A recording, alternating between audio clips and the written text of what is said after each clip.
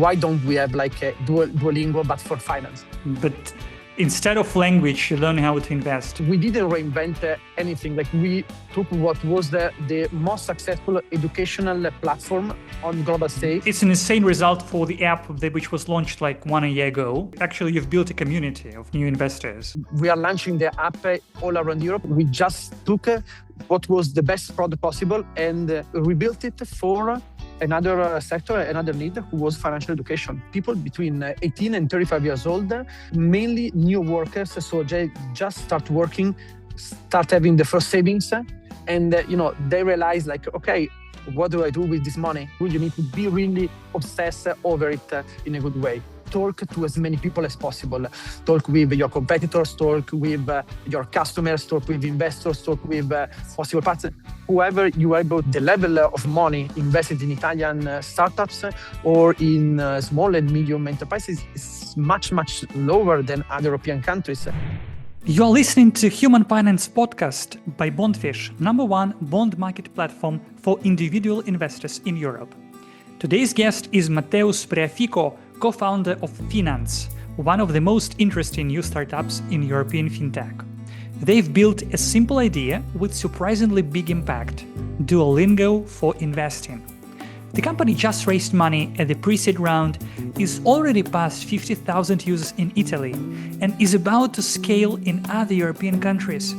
Finanz was started by 4 founders under 25, and they are turning a massive European problem, low financial literacy and trillions sitting idle in bank accounts, into an opportunity. In this episode, we dive into how they're building a product that feels more like a habit than a course, and what it takes to build a similar product in Europe. Let's dive in. I'm Anatoly, and this is Human Finance Podcast. We talk about personal finance and how people in Europe invest. Today I'm joined by Matteo Spreafico, co-founder of Finanz. Hello, Matteo. Hi, and thank you for having me. I should say ciao in the beginning. Yeah, right. The same. The same. Ciao. Ciao.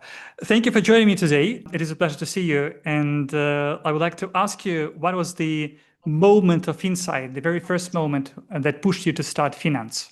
Yeah, so actually what happened was during COVID, for somebody who was living from the inside, there was a lot of movement, especially in the financial sector. And, a lot of people, they were asking how I could have managed my money, what would be the best way to do that. And the answer for me is like, I didn't know. I needed to learn it about, to understand better how to move in this sector. And that's what I try to do. So, me with my friends and my co-founders, Lorenzo, Matteo, and the others, we were starting, each one looking around on YouTube, podcast, on the web, courses. Right. There are so many informations, but with a big problem.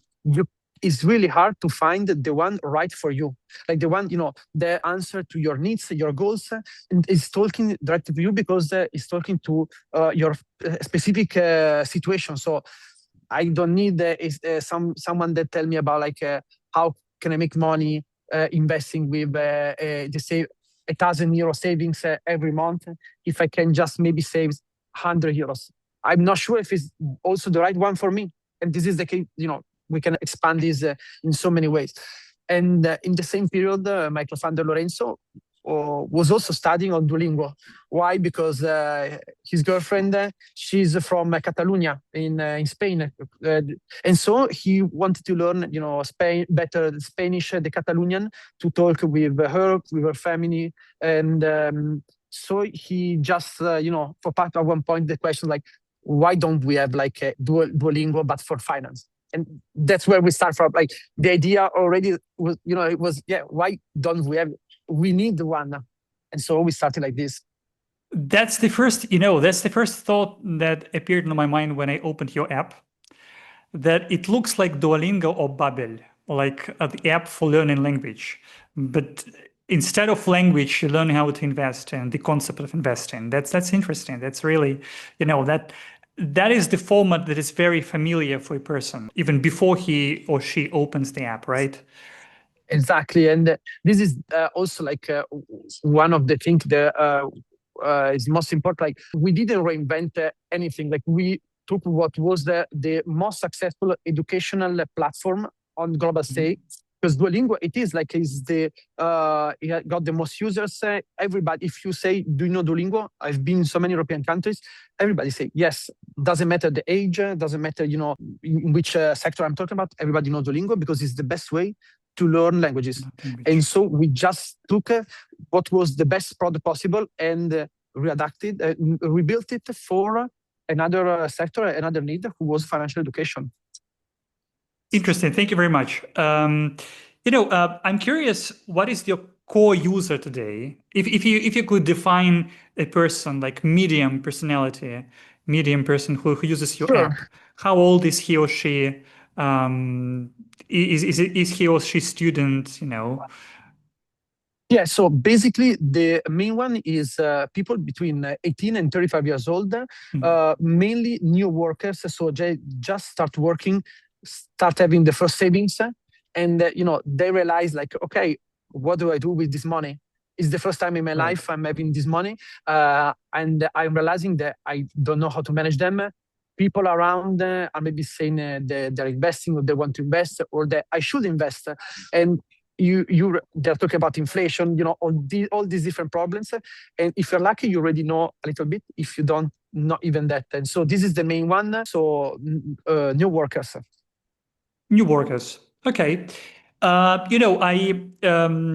read about, and we know that we talked to Lorenzo before, and he said that your application, when it comes to the number of users, hit the figure of 50,000 people, 50,000 users. It's an insane result for the app which was launched like 1 year ago. Just 1 year. It was launched like in November last year, right? So just 1 year and one month like starting. I'm very curious to know what are your top learnings on growing an audience that fast. And imagine people maybe watching us and wanting to build something themselves, some new application, something that would challenge, the existing apps or businesses. Maybe you could give them the most important advice that you have.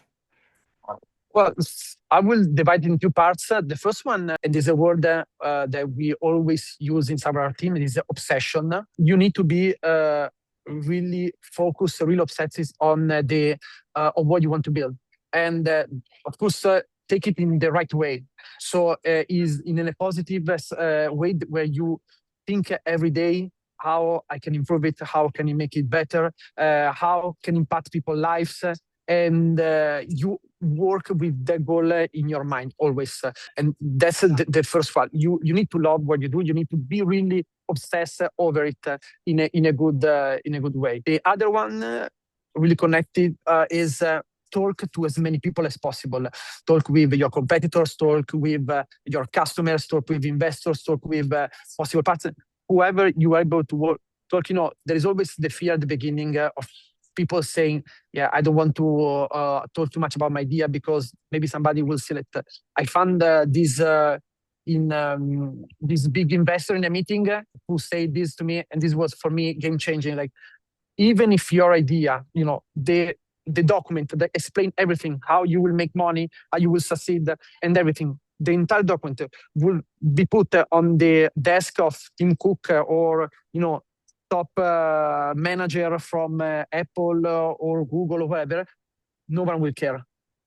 People are really focused on their stuff, and it's much more possible that they will actually help you, give you insights, give you connection, give you ideas or whatever, that they will steal your idea. So talk with as many people as possible, test it fast, don't stop, and fail as fast as possible to learn, to improve. That's very interesting that you said about communication as being like the most important part about building, and also like in your case, guys, that you actually you've built a community of new investors. Actually, that's a part of your job. You building community. You're talking to your users. You talking to people who would like to join this community and be a part of it. That's really interesting. Consider still now we talk with an average of five customers they use our app every day, like a 30 minutes call with them to learn how is it going, how we can improve it. Even now, Right. there are 50,000 and more growing every day. Right. Perfect. I wanted to ask you about investing because do you invest yourself? Yeah, I mean, I have to start it there because I also, I'm preaching every day, how much is important to invest. It would be a really an hypocrite if I didn't myself. So yes, I've started. Actually, finance helped me a lot to learn my first steps myself, and yeah, I'm investing today also. Well, maybe since you also invested, and I believe that you are obsessed about it, just like about your app, because you're doing like the product for investing. That's a part of your obsession, I believe. I imagine that there were a few decisions, investment decisions that you made in your life, which were a flop, like didn't work very well. What did you learn about from it? And maybe you could share with us what was that decision that actually turned out to be bad. I will say like the main decision that I've, going back are bad are the one that I did because even, if I got the feeling that they were wrong, I should have done. For the rest, like a lot of times, I made decisions that at the time, from my knowledge and etc., I say, okay, I think it's the best solution, it's the best way to go on to invest, etc. Right. It didn't work. It's fine. I learned from that. But the one, like when you feel like, if you feel like you are forced to do something and you don't want it, in a sense or another, that's often the case when it goes wrong and you feel like, yeah, I haven't learned anything. I was just doing because somebody told me to do it. That's the worst one. If you have to make a mistake, a choice, do it because you know what you're doing. Doesn't mean you will know everything and so, but it means that try your best to gain all the possible knowledge that you can have at the time and then make decision. If you fail next time, you will have more information to do a better decision. And that's the only way to learn, I think. But I imagine you have your personal investment portfolio, right? Yes. I mainly invest in ETF, to be honest. Also, as a startup, and as you can imagine, my liquidity is not always that high. So I counterbalance my risky investment in a startup with ETF. That's my main portfolio right now. Well, ETF could be different. There are some risky ones. I mean, very much volatile. But I'm very curious to know what is your asset allocation, like ETFs on what? And you buy stocks, I believe. Yeah, mostly. Yeah, exactly. Mostly stock. Also, I'm still pretty young, 27. So I would feel like for now stocks doesn't make me any problem. But so yes, for sure. And no, I agree there are different level of ETF risk, but I would say no one of them is as risky as a startup, and the reward is not as high. Also, you already did your the riskiest investment in your life, so you're working for startup. That's you actually building a startup yourself. That's interesting. I'm coming from the company called Bondfish. And we are building a tool for bond investors and investors investing in bond market. And I'm curious to know whether you had this experience of investing in bonds, or maybe your family does. Yeah, no, of course, like in Italy is, I would say, like, especially in the older generation, that was always the way to go. You go with bonds, it's more secure, more, more stable. Italians are not famous for being risky people. So yeah, like if I think, for example, my grandparents or my parents when I was young, they maybe wanted to invest some money for me. It was always in bonds or similar financial products. So yes, BTPs. I mean, BTPs is also in Italy. I would say he has a special taxation help a lot. Yeah, right. Just 12.5%. Yeah. Yeah, so could be also an advantage. Right. I wouldn't say really fairly, but it is what it is. You already said about that fashion of Italian people for bonds, And that's the topic we actually discuss. I discussed it with my guest on the previous episode. And I'm very, since we talked about it, that Italians love bonds, but what also makes Italians different from other European investors, in your opinion? Like if you compare Italian investor to French investor, Spanish, British investor, what is different about Italians? I would say that's a good question.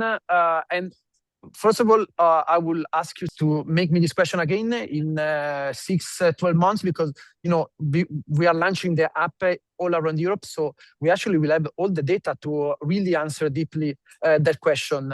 I will say one of the biggest difference is actually going back to the financial education, the lack of financial education. Most of the people in Italy, especially if you already are not coming from a family with a background of investing, etc., had really hard times to discover this world, to learn more. And I think this also reflect a lot in the kind of investment that they decide to take or not to take. So right. I will say much less. I was this is a general representation of the Italian investment, but much more safer.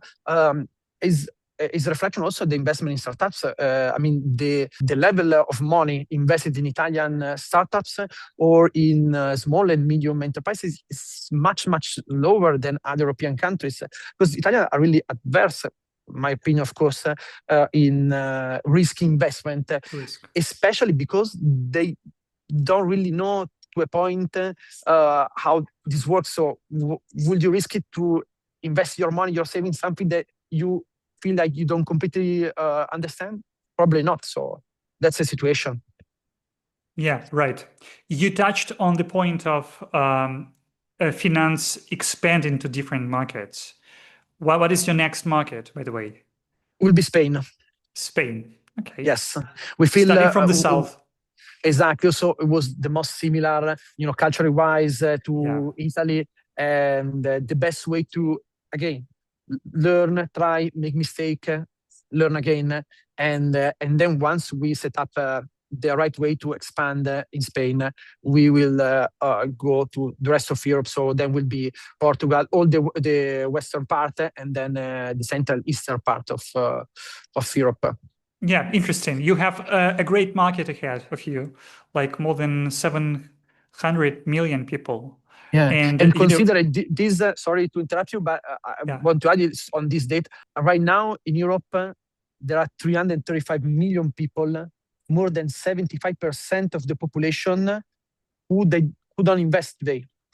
So it's not just, of course, for us, it's a big business opportunity, but also let's try to keep in mind what a lost opportunity for Europe as a possible growing opportunity for our businesses, our economy, that we are wasting in a sense because of this problem, because we have money, we have all the infrastructure, the ability to invest, but we don't know how, we don't feel secure. And that's a big difference between us and the US, for example. Right. I also bumped on another figure. Actually, there are more than 10 trillion euros sitting idle on bank accounts in Europe. So that's money of all these people that you mentioned. That's the problem that your app is solving, actually. That you helping people to find alternative to just keeping on the bank account and bank deposit, because it's counterproductive. It's eating inflation is eating your savings, etc., etc. Totally, it's a big problem. And again, like think about. For example, European level, all the big investment we heard every day. So could be the ReArm Europe, could be Next Generation EU. All this investment, how much money did actually the European Union, the countries invested in, and the provision, how much would we actually needed to make the transition, make the rearmament, make all the different investment. And we always say, this is the start, but then we need to activate the private investment. And that's the worst part we're missing. And the risk is not just losing this opportunity for the new generation, like mine, yours, and ours. Exactly, and etc. But also that all these investment that they're making is debts it's actually, I mean, it's bounce on the future generation. So it's not just we are missing opportunity, but we are putting even more depth, and we Italians know what it means to the future generation. So next time that you don't want to, you say it's not important to manage money. Don't just think for you. Think for your future, for your family future, your children's future, your country future. Exactly. You mentioned about the problem of high debt and it being accumulated and being passed on the shoulders of other generations, of our generation, or maybe even a generation after our generation. And that's really a problem. And, I talked in the previous episode with a financial consultant from Italy. And I asked him whether he believes we will have pension in Italy. And he said, we will have, but it will be probably much lower than in real terms from the point of purchasing power than it is now. So you also have the same opinion, I believe, yeah? Yeah, and I also spent the last month in France, and talking to a lot of French guys, and the situation is similar there, right? And in a lot of other European countries. And we also start to, make a conversation about what's the plan here. So, of course, our countries is getting older and older, and that's for sure is a problem itself for the sustainability of the debts of the pension, but where do we want to focus our energies, our investment, our future? Is it to, on the old generations or on the new ones? And that's a question that we need to answer, and to answer in all honesty, because I understand if, one day the Italians say, okay, no, listen, we want to maintain, the level of wealth for the current generation and not thinking on the future generation. But you need to say it, not saying that, yeah, we'll focus on the next generation, and then you talk about, putting even more money in pension. If it's not sustainable, we need to accept it. We need to confront it and find a solution that works in the interest of the entire society, not just for the older people. And this is the risk with the pension right now. It's not sustainable already. And what's the plan? Are we find a solution that works for everybody, or is that, to cover for now, and again, next generation will be a problem? So I agree with you. Completely agree. I also wanted to ask you about, everybody's talking about AI being used in education and how we can benefit from introducing AI tools and concepts into our education. And since your application, your app is actually about financial literacy, raising financial literacy and financial education in Italy, interesting, how do you see AI fitting into these plans? How do you see AI fitting into plans of raising the bar of financial education in Italy or in Europe overall? I would say if it perfectly used in the right way. Why? Because we already saw a lot of studies where one-to-one personalized, tailor-made educational experience helps to improve the learning for each user. Doesn't matter if it was the top of the class, at the bottom of the class, all goes up. So of course, AI really helps in this way to personalize and tailor even more the contents for each user, but it still needs to help you actually learn, not arrive in a situation where he just decides for you. He might help you to find a solution better, to understand easier, to help you to understand even more complex situation, especially in finance, especially in investment. But for me, my opinion, doesn't have to. We cannot arrive in a point where he will just decide for you, and you don't even know where it is. It's always the same. AI is a tool, and you need to know what we are talking about to actually use the tool in the right way. Otherwise, then the risk is also that people will start saying, yeah, see, AI make a mistake. No, he didn't make a mistake. You, for example, maybe put up the risk too high, but you didn't know what we were talking about. So when the AI maybe make an investment risky, and it was wrong, and but I just say AI, I want to make money faster. Of course, AI will probably invest in something risky. And if you don't realize this easy correlation, then you put in the fault on AI, when actually the fault is about your lack of literature of the topic. Right. But would you in the future, or maybe now you already have? We already use AI. So the main idea of finance is that while you're learning with us, we continuously collect information about you, about how you interact with the app, and use all this information to personalize and tailor-make the experience based for you. So we already, work with a lot of AIs to do that. To also, for example, if some topic, some slides are not clear for you, you didn't understand, you can actually touch a button, and we got an AI who will try to re-explain to you in other terms the same concept, etc.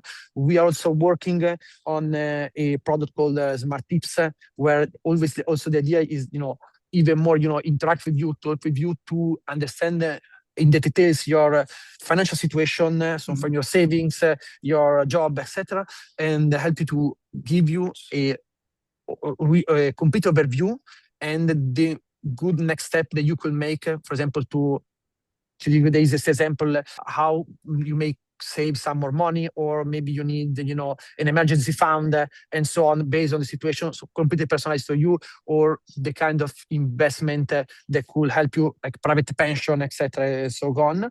And also we use AI to, once you learn on the right topic, to connect you with the right financial product based on your needs. So we use, as I was saying before, we use the AI as an habilitator and not a substitution of the learning experience. The concept is always the same. You learn, and then you try what you've learned. We're not changing the paradox. Right, perfect. I'm always asking people in this podcast about their most favorite books or resources they would like to recommend maybe to other people to understand better the field they are working in. I mean, we interview people coming from finance and also financial entrepreneurs, like in your case. Maybe you have some book or resource that you would like to suggest people to read, to gain some kind of knowledge that you previously had when you launched your app, or maybe you're working now. So more for startup entrepreneurship, you say, or more for finance investment? Maybe both. Maybe one for the first thing is one, and the second for another one. Okay, Yeah. So for startups, well, there are so many. For me, what I suggest, whoever want to know more how to start a business, go to, for example, Y Combinator YouTube channel, and they have so many materials. For who doesn't know, Y Combinator is the biggest incubator in the world. It's in San Francisco. Amazing startups came from there, and they're the best in the world. And they actually explain whoever you need to do for free on the YouTube channel, etc. So that's what we say for entrepreneur. And but there are so many nice content. For the investment part, well, for me, maybe I'm biased because while I'm doing finance, but for me, if you're an European, you need to read documents. For example, the Draghi document that he released, we think was almost 6 months, maybe a year, I don't remember, about the future of the EU and what we actually need, what's the challenges, the risks, and what we need to do for the future. If you don't comprehend and don't understand all these topics and the real situation, you cannot invest in any way. So I will really highly suggest to everybody to go read this. I would say it's like 50 pages, but it's really clear. It's really focused and concrete on real problems, the real challenges, AI, or US and China, and goes on. And I will say is the best way to have an overview of the future of our continent and us and our investments. Right. The document you mentioned was not very much optimistic about Europe, by the way. It's not optimistic, but also I would say, well, I might be, optimistic in nature because I'm a startup, but also I'm feeling like it's the same in a company. If something is going bad, you cannot just continue to say, but everything will be fine. No, we need to, sometimes also smash the against the wall and realize, okay, This is that the problems, we need to face them.